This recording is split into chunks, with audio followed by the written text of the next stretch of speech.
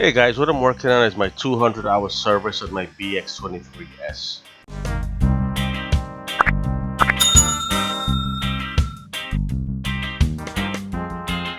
Hey guys, welcome to my channel. If you're a subscriber, welcome back. If you're new to the channel, go ahead and hit that subscribe button, hit that like button, and sit back and watch the video. What you're looking at here is my tractor on ramp. I'm getting ready for my 200-hour service on this tractor. So I went to the Kubota dealer and I picked up all my supplies that I needed. So what you're looking at here is some pinch-off pliers for the fuel line. I've got my Rotilla T6 oil fully synthetic, which I picked up at Walmart. I've got my UDT fluid. I bought a 5-gallon container. This is your OEM air filter. I've got the engine oil filter cartridge and my Hyro oil filter. So let's go and get this installed.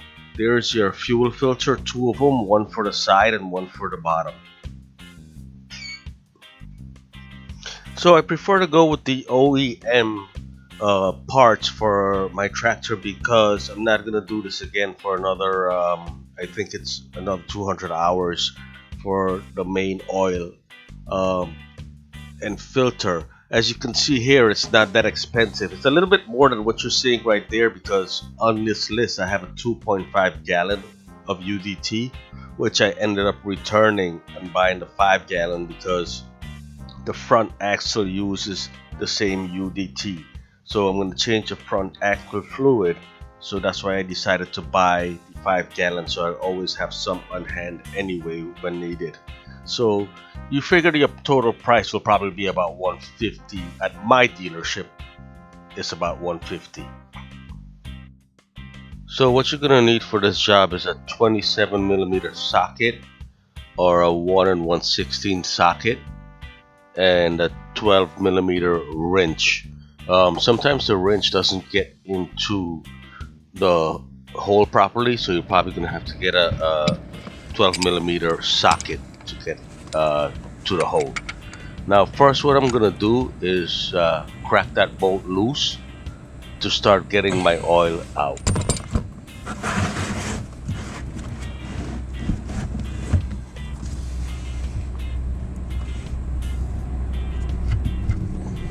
Once the bolt's cracked loose, I'm gonna unscrew it by hand, get my pan set up to capture the oil.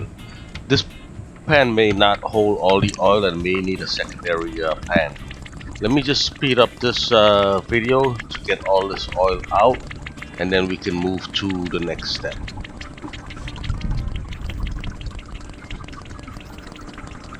When you're draining this oil, I would recommend not pulling the dipstick because the oil comes out too quickly and just overflows. So you just want to not pull the dipstick and let it just comes out the way it's coming out right now.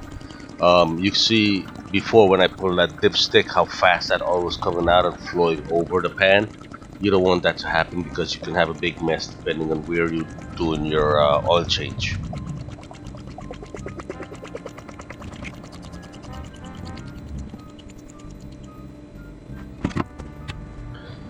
Now that my oil is almost done draining, I'm gonna go get set up and switch over to removing this filter.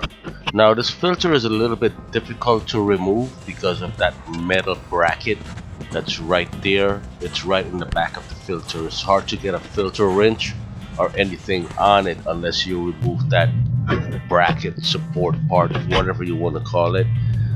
It's difficult. So what I've done to circumvent that is that I got one of these rubber bungee cord and I just kind of strap it around it and give it a twist. You can see it's turning there slowly, and I'm gonna keep trying it, and once it's breaking loose I'm just gonna start removing it by hand. It's just enough space to get it turned, but that bungee cord works pretty good.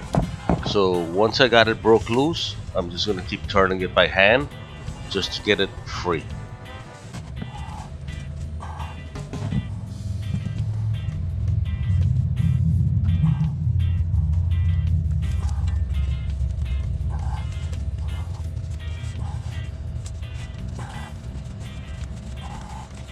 Now you want to make sure that you set up a pan because a little bit of oil is going to come out from where this filter is coming out from. So you want to set up a pan to catch a little bit of extra oil when you are removing this filter. And you can see that bracket right there that's in the way.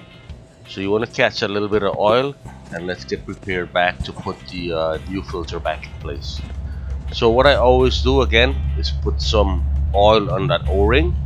Once I put the oil in the O-ring, it creates for a good seat. I'm going to clean around that area and screw the new filter back in. What I would strongly recommend before you're doing any type of oil change or service in your tractor is to just give it a good wash. As you can see, I didn't do that in my case, and you'll see like cobwebs and stuff hanging off around some of the areas and how dirty it is. But lesson learned, next time I have to do service on the tractor, I'll make sure I give it a good wash down to make sure everything is clean and all the areas clean.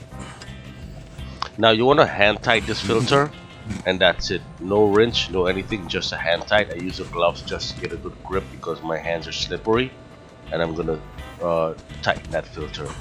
Now let me get you set up, and we could put that bolt back in place for the hydro fluid. Let's put that bolt back in place and tighten it up so we're done with this area. Now there are specifications to tighten these bolts up, which is, you know, per pound that they recommend, but I just go by the feel and just tighten my hand.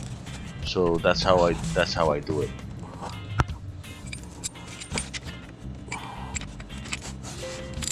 Now a lot of people have this compression washer that they replace every time they do an oil change. I never use the compression washer, replace it unless it's severely busted. Now let's go ahead and remove this hydro filter with your 12mm socket. I use a 12mm socket because the wrench could not fit to turn in that spot. So once I broke it loose, I'm gonna unscrew it by hand, and once it's unscrewed, you're gonna see a plate, a holding plate with the bolt coming out, and there's only one way. As you can see, I have my cobwebs hanging out from the corner over there. That's why it's recommended to clean your tractor.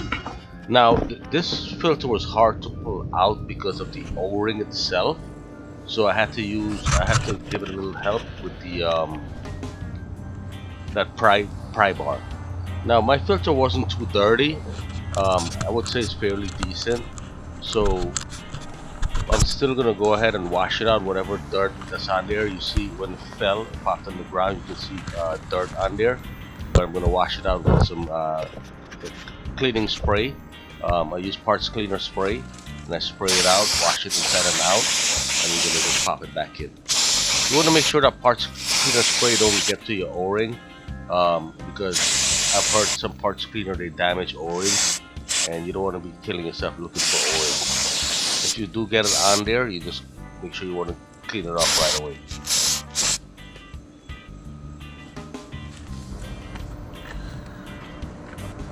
Now let's get this filter back in. What I'm going to do now is clean the surrounding area, and then I'm going to put that filter back in. That filter only goes one way, so you can't screw it up. It only goes one way, where that plate would fit into the bracket with the bolt, so there's no way to screw it up. Right there you see that plate going into the head of that filter, and you just screw it on.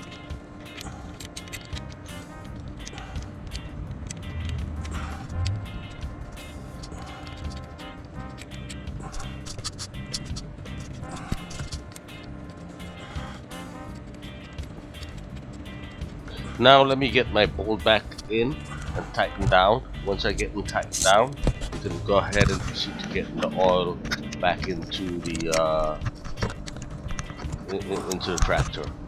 So let's get that bolt tightened down, and let's put the hydro fluid back in.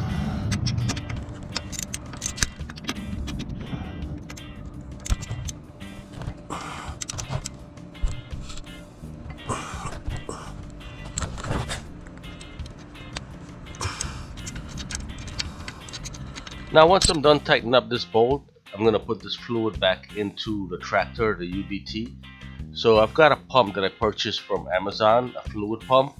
So I'm gonna push the one end down into the 5-gallon container and the other end down to the fill hole through the funnel. And I'm gonna start this pump up, connect it to a 12-volt battery, and let it pump the fluid right into the tractor. So this is an easier way versus trying to balance a 5-gallon bucket to fill fluid in there, because balancing that bucket is not going to be easy. So I want to make my life a little bit easier. So let's get this fluid pump back in and check the level.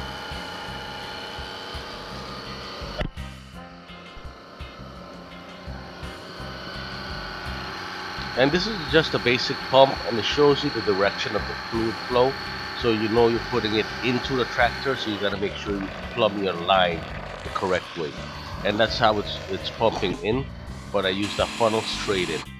When I'm done, what I'm gonna do is check the fluid level, and I can top it off the way it should be.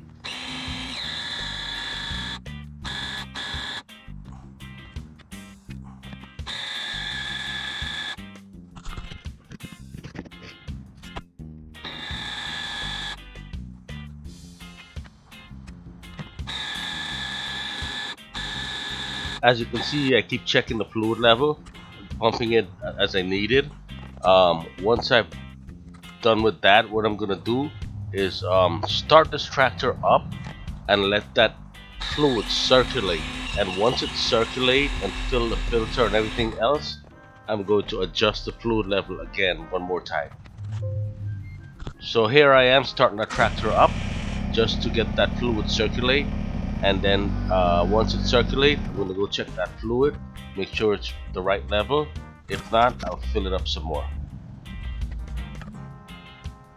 And there it is, guys. Changing your hydro fluid made easy using the pump. Like, share, subscribe. You can see more tractor video, more stuff I do with my tractor, or any other things I'm fixing around the house, fixing in the yard, or stuff I'm building. Thanks for watching. Again, catch you in the next video.